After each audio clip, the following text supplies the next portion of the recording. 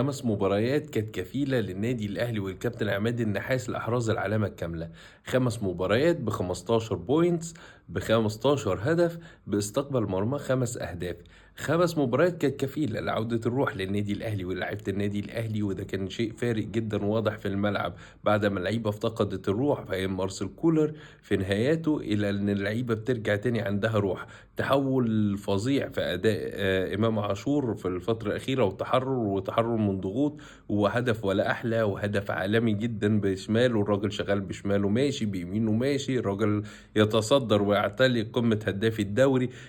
وسام أبو علي بيجيب في +90 وطبعًا +90 الشهرة العالمية للنادي الأهلي، +90 ولا أحلى ولا أجمل بassist من مين؟ من ياسر إبراهيم.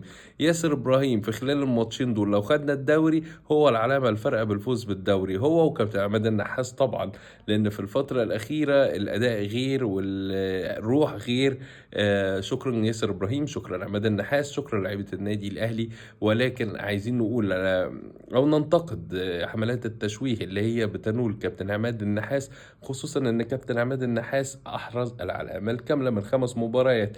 ما هو المطلوب من الراجل إثباته أكتر من كده أو فعليًا من كده عشان الجماهير اللي هي مش فاهمة أوي تفهم وتقول إن الراجل ده عمل اللي عليه وزيادة ونشكره، ما نحاولش نسيء ليه أو نشوه بالراجل.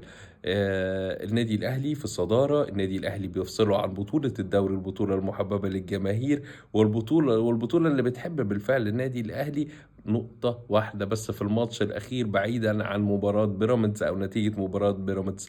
أحب أشكر بيراميدز اللي ضيّع الدوري منه، وهو اللي هو اللي يمكن قصّر المسافة على النادي الأهلي بعد ما النادي الأهلي كان بعيد.